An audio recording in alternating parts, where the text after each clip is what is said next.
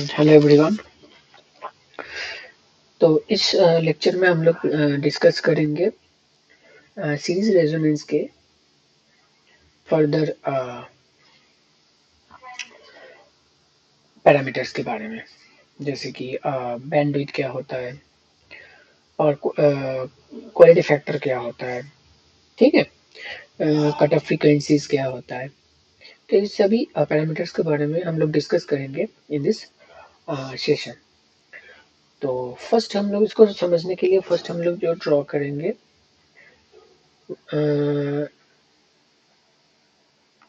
Current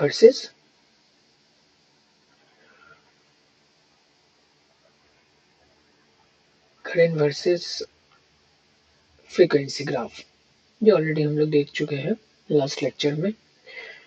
तो current versus frequency, ठीक है। तो इसका ये कैसा था, ग्राफ कैसे हम लोग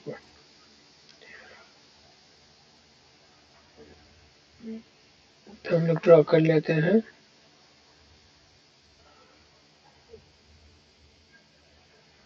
ठीक है, तो ये हम लोग का X axis and Y axis. तो एक्स एक्सिस में हम लोग प्लॉट करते हैं फ्रीक्वेंसी को और वाई एक्सिस में करंट को। तो हम लोग का जो ग्राफ हम लोग यहाँ पे ग्राफ हम लोग को मिलता है वो है कुछ इस तरीके का, ठीक है। और जो पीक मिल रहा है, ये जो पीक पॉइंट है, ये जो पीक पॉइंट है मतलब करंट मैक्सिमम है किस कब, रेजोनेंट फ्रीक्वेंसी में। ओमेगा नॉट क्या रिप्रेजेंट कर रहा है, रेजोनेंट फ्रीक्वेंसी। उस केस में मेरा आई क्या होगा, आई मैक्स होगा, मतलब आई एम मैक्सिमम करंट, ठीक है। तो अभी हम लोग इसमें डिफाइन करेंगे बैंडविड्थ।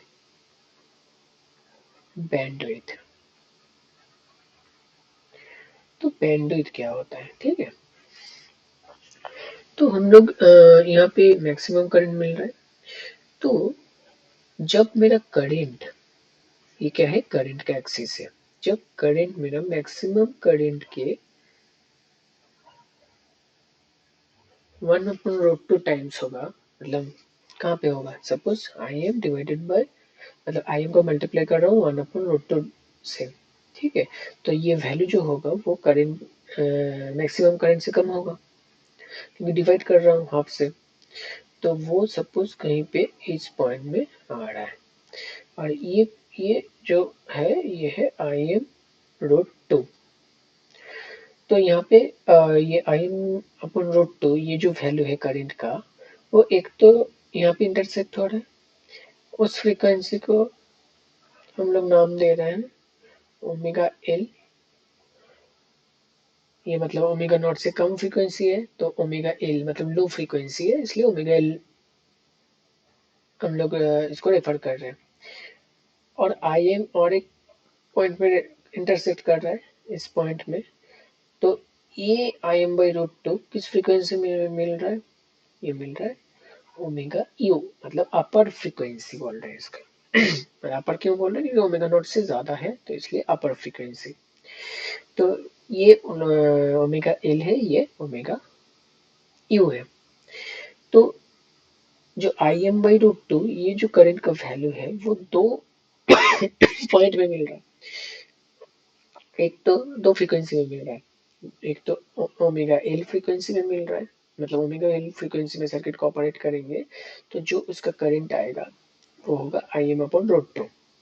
और ओमेगा यू फ्रीक्वेंसी में अगर सर्किट को, सेम सर्किट को हम लोग ऑपरेट कर रहे हैं, तो जो करंट मिलेगा, सर्किट करंट जो है आरएलसी सीरीज सर्किट का जो करंट है वो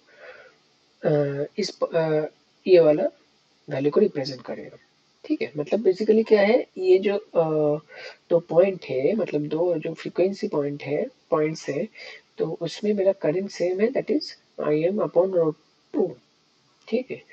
तो इस पॉइंट को हम लोग बोल रहे हैं ओमेगा एल और ओमेगा यू जो हो रहा है, ओमेगा एल को हम लोग बोल रहे हैं lower cut off frequency. Cut off frequency मतलब कट हो रहा है, ठीक है। तो ये जो फ्रीक्वेंसी मिल रहा है, इस फ्रीक्वेंसी को हम लोग बोल रहे हैं lower cut off frequency, lower cut off frequency.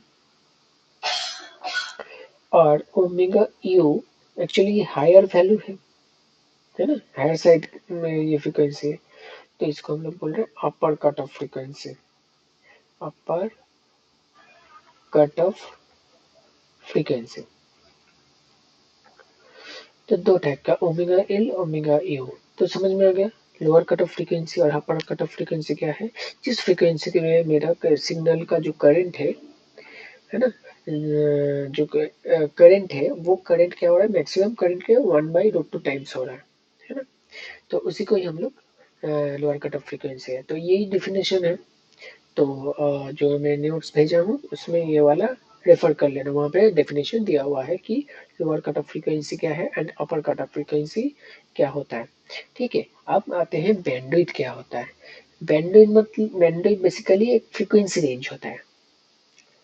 जैसे बैंडविड्थ जो हम लोग बात करते हैं कि बैंडविड्थ तो हम लोग पहले भी सुने हैं, बैंडविड्थ रेडियो सिग्नल्स में आता है बैंडविड्थ। 5G का बैंडविड्थ आता है, 4G का एक बैंडविड्थ आता है, 3G का एक बैंडविड्थ आता है। द बैंडविड्थ मतलब रेंज ऑफ फ्रीक्वेंसीज। बैंडविड्थ का मतलब क्या होता है, रेंज ऑफ फ्रीक्वेंसीज। कुछ फ्रीक्वेंसी को लेके हम लोग बोलते हैं ये जो फ्रीक्वेंसीज है ये एक बैंडविड्थ है। मतलब क्या है, ये अपर और लोअर के बीच में जितना भी ये फ्रीक्वेंसीज है, ये जितना भी फ्रीक्वेंसीज है इसको हम लोग बोलते हैं बैंडविड्थ। मतलब बी, बैंडविड्थ को हम लोग बी से रिप्रेजेंट कर सकते हैं, BW से भी रिप्रेजेंट कर सकते हैं, ठीक है। तो कहीं पर कुछ बुक्स में बी से रिप्रेजेंट किया गया है, कुछ बुक्स में BW से रिप्रेजेंट किया गया है। तो बेसिकली कंफ्यूज नहीं होना है, मेनली जो जिस बुक को फॉलो करोगे तो उसमें डिफाइंड रहेगा। मतलब वहाँ पे बताया जाएगा कि हम लोग बी बैंडविड्थ को PW से रिप्रेजेंट कर रहे हैं या बी से रिप्रेजेंट कर रहे हैं।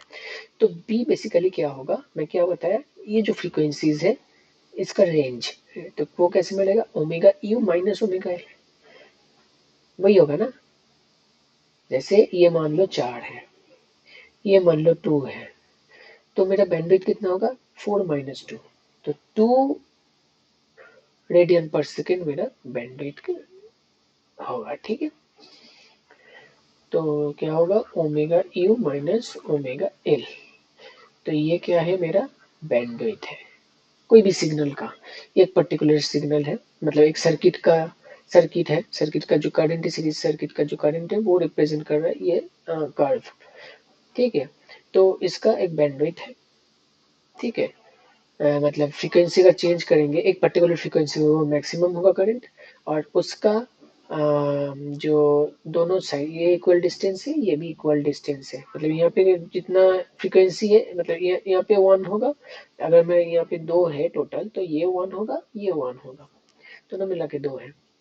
मतलब इसके लेफ्ट हैंड साइड में जितना फ्रीक्वेंसीज है, इसके राइट हैंड साइड में उतना फ्रीक्वेंसीज है, ठीक है। तो ये बैंडविड्थ होता है, जैसे हम लोग बोलते हैं ना। और बीच में जो मिडिल जो पॉइंट है, उस पॉइंट मतलब वो जो फ्रीक्वेंसी पॉइंट है, मतलब फ्रीक्वेंसी है, मिडिल फ्रीक्वेंसी को हम लोग बोलते हैं resonant frequency, that is omega naught. और दोनों का जो एक्सट्रीम कंडीशन है, मतलब ये कट ऑफ, इसलिए इसको कट ऑफ बोल रहे हैं, इसके आगे का फ्रीक्वेंसी हम लोग कंसिडर नहीं करेंगे। तो ये कुछ फ्रीक्वेंसी में कंसिडर करेंगे। तो इसको रिलेट कैसे करेंगे, जैसे रेडियो सिग्नल्स होते हैं, है ना। सपोज 98.3 FM, 98.3, ये एक फ्रीक्वेंसी है ना, ये एक फ्रीक्वेंसी है, इतना हर्ज। FM चैनल्स इतना हर्ज में काम, मतलब 98.3 में फ्रीक्वेंसी को लेके जाओगे, सर्किट का फ्रीक्वेंसी बेसिकली अंदर में मतलब जो तुम्हारा रेडियो है उसके अंदर में एक सर्किट है। तो उस सर्किट को अगर 98.3 हर्ज में सेट करोगे तो तुम्हें क्या मिलेगा, वो रेडियो चैनल मिलेगा, मतलब उसमें आवाज आएगा। तुम मतलब चैनल में जो भी टेलीकास्ट हो रहा है उसका ऑडियो सिग्नल्स तुम्हें मिलेगा, मतलब उस पॉइंट में मेरा करंट का जो सर्किट है उसका करंट क्या होगा, मैक्सिमम होगा। ठीक है।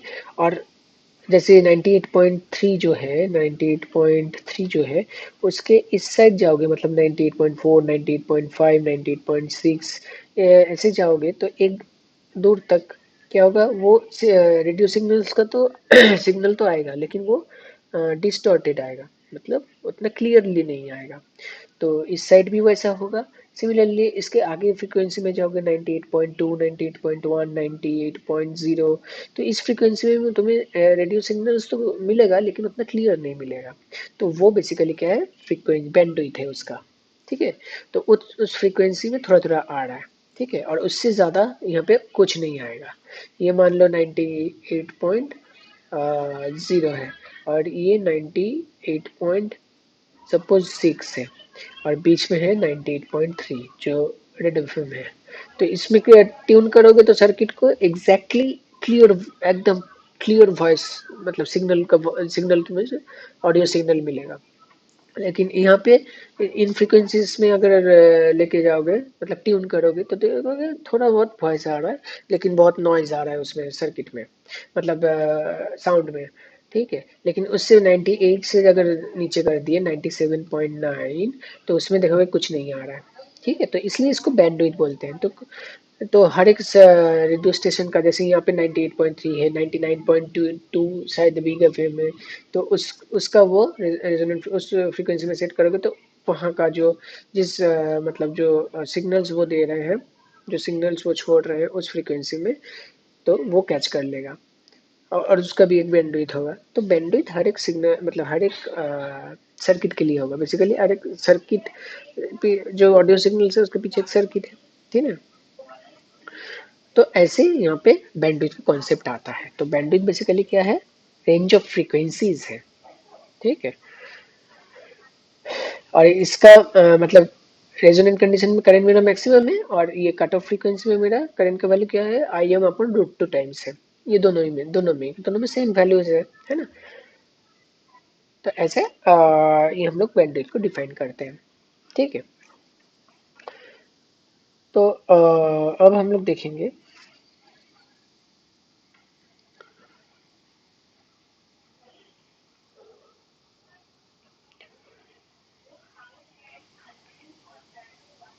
तो फर्स्ट हम लोग देखते हैं करंट। हम लोग लिखते हैं current eight current at cut off frequencies, cut off frequency, frequencies क्यों बोल रहे हैं, इसमें अपर फ्रीक्वेंसी भी है, लोअर कट ऑफ फ्रीक्वेंसी भी है। और उसमें करंट का वैल्यू कितना हो रहा है, I M root two. Clear है, इतना एम्पियर है ना। Next power dissipated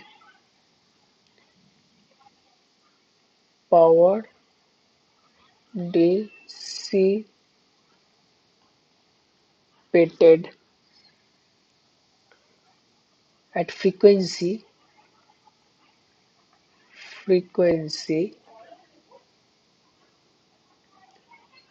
omega L. ये क्लियरली समझना, in the circuit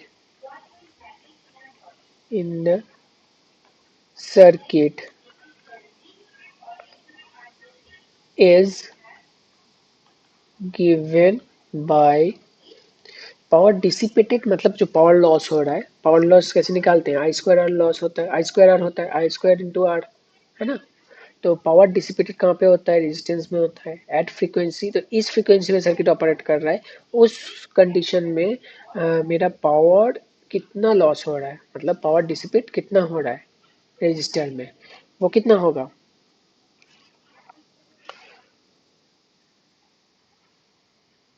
lower cut off frequency है। ठीक है। तो lower cut off frequency, power at lower cut off frequency लिख रहा हूँ। ठीक है।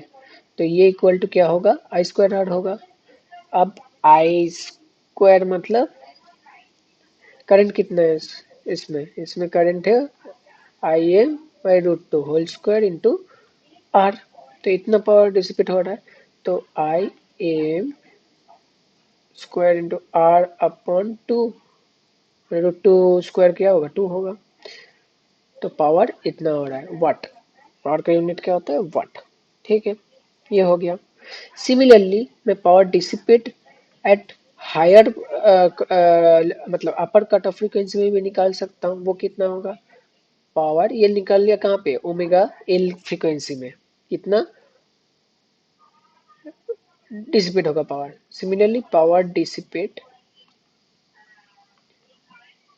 Eight frequency omega u, upper cut of frequency in the circuit is given by, क्या होगा, p ओमेगा u, सेम होगा। क्यों सेम होगा, क्योंकि यहाँ पर भी करंट क्या है, ओमेगा दोनों केस में ही, मतलब ओमेगा एल और ओमेगा यू में करंट का वैल्यू क्या है, I M upon root two है। फिगर से ये हम लोग ऑलरेडी देख सकते हैं। यहाँ पे करंट कितना है, देखो यहाँ पे करंट कितना है, I M by root two है ना, इसमें भी इस फ्रिक्वेंसी में ओमेगा एल फ्रिक्वेंसी में भी करंट है I M by root two, omega U frequency में भी मेरा करंट क्या है, I M by root two. ठीक है, तो यहाँ पर भी ये स्क्वायर हो जाएगा, आई स्क्वायर आर, ये हो गया, तो ये आ जाएगा I M square into R upon two, same आएगा दोनों का बेसिकली क्या है, सेम आया। तो मैं लिख सकता हूँ u equal to power at lower cut off frequency और power at upper cut off frequency is equal to I m, दोनों केस में सेम है, बाय रूट टू। ठीक है, अब मैं निकालता हूँ कि पावर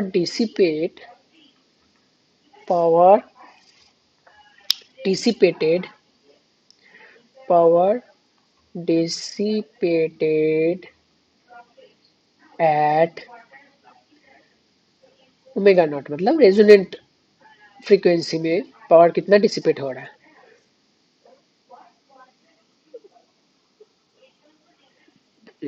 तो in the circuit is given by, in the circuit is given bye, क्या होगा, ओमेगा नॉट में मेरा पावर डिसिपेशन क्या हो रहा है, पावर लॉस कितना हो रहा है, करंट कितना है उसमें कंडीशन में, रेजोनेंट कंडीशन में करंट है मेरा आई एम स्क्वायर, मतलब करंट है आई एम, तो ये आई एम स्क्वायर हो जाएगा इंटू आर। ठीक है, तो इसको मैं क्या लिख सकता हूँ, आई एम स्क्वायर हो गया, तो therefore we can write, therefore we can write, क्या राइट कर सकता हूँ कि मेरा power equal to power at upper cutoff frequency is क्या है, ये है basically I M square R by two, ये वाला चीज ही मैं लिखा, और आई एम स्क्वायर आर क्या बेसिकली हो रहा है, P W, P power at omega naught, तो इसको मैं लिख सकता हूँ power at omega naught, omega naught मतलब रेजोनेंट फ्रीक्वेंसी में मेरा पावर क्या है, आई एम स्क्वायर आर, तो इसलिए इसकी जगह पे मैं पी ऑफ ओमेगा नॉट लिख दिया अपॉन टू। तो इससे मैं क्या बोल सकता हूँ, तो इसमें क्या बोल सकता हूँ, ये तो समझ में आ रहा है ना। तो अभी क्या बोल रहा हूँ कि रेजोनेंट कंडीशन में जितना पावर होगा उसका हाफ हो रहा है किसमें, अपर cut off frequency lower cut off frequency में। ये तो मैं, ये तुम्हारा मैं रेजोनेंट कंडीशन में इतना पावर आ रहा है, और उसका हाफ पावर कितना कहाँ पे आ रहा है, लोअर कट ऑफ फ्रीक्वेंसी और अपर कट ऑफ फ्रीक्वेंसी में। ठीक है, तो इसलिए हम लोग इस फॉर दिस रीजन हम लोग पॉइंट, ये जो दो अपर इस फ्रीक्वेंसी को हम लोग क्या बोलते हैं, half power is omega omega you और ओमेगा एल, ये जो दो फ्रीक्वेंसीज है इसको हम लोग बोल रहे हैं half power frequencies, half power frequencies. क्योंकि इस फ्रीक्वेंसीज में मेरा पावर कितना हो रहा है, हाफ हो जा रहा है। सर्किट का जो मैक्सिमम पावर है जो कि मिल रहा है कहाँ कब, रेजोनेंट कंडीशन में, तो उसका हाफ हो रहा है। तो इसलिए इस फ्रीक्वेंसीज को हाफ पावर फ्रीक्वेंसी भी बोला जाता है। जैसे कि कट ऑफ फ्रीक्वेंसीज बोल रहे हैं, उसी तरीके से हाफ पावर फ्रीक्वेंसीज भी बोल सकते हैं क्योंकि ये पावर हाफ हो जाता है। ठीक है, और इस पॉइंट्स को जो है मतलब एक बार फिगर से हम लोग इसको समझते हैं। ठीक है, इस फिगर में आ गए। तो ये जो पॉइंट्स है इसको हाफ पावर पॉइंट्स बोल रहे हैं। ये एक पॉइंट और यहाँ पे जो एक पॉइंट है, ये दो जो पॉइंट है इसको हम लोग क्या बोल रहे हैं, हाफ पावर पॉइंट्स। और ये हाफ पावर पॉइंट्स क्योंकि यहाँ पे क्या हो रहा है, ये पावर हो रहा है, ये मैक्सिमम पावर है क्योंकि रेजोनेंट इस फ्रीक्वेंसी में मेरा पावर क्या आ रहा है, मैक्सिमम आ रहा है क्योंकि आई आई मैक्सिमम है। तो पावर क्या होगा, I M square into R, तो पावर भी यहाँ पे मैक्सिमम हो रहा है। और इस दोनों फ्रीक्वेंसीज में मुझे क्या मिल रहा है, पावर इसके हाफ मिल रहा है। तो इसलिए इसको इन दोनों पॉइंट्स को हम लोग हाफ पावर पॉइंट्स बोलते हैं। और जो फ्रीक्वेंसी में ये हाफ पावर पॉइंट्स मिल रहे हैं तो उसको हम लोग बोलते हैं हाफ पावर फ्रीक्वेंसीज। ठीक है, तो समझ में आ गया। जो कट ऑफ फ्रीक्वेंसीज है उसी को ही हम लोग क्या बोलते हैं, हाफ पावर फ्रीक्वेंसीज बोलते हैं। ठीक है, तो मेरा नोट्स में देख लेना, यहाँ पे बैंडविड्थ का एग्जैक्ट डेफिनेशन अच्छे से दिया हुआ है, तो ये सब डेफिनेशन आए तो लिखना पड़ेगा। कट ऑफ फ्रीक्वेंसीज क्या होता है, हाफ पावर फ्रीक्वेंसीज क्या होता है। Basically cut off frequencies and half power frequencies are same. Bandwidth क्या है, basically bandwidth is a range of frequencies. ठीक है,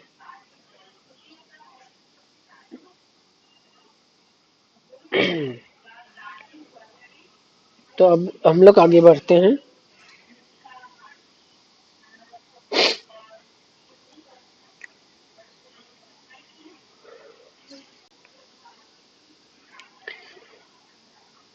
चलो, अच्छा थोड़ा वेट कर जाते हैं क्योंकि ये सॉफ्टवेयर थोड़ा अपडेट ले रहा है, तो अभी यहाँ पे पिन नहीं आ रहा है।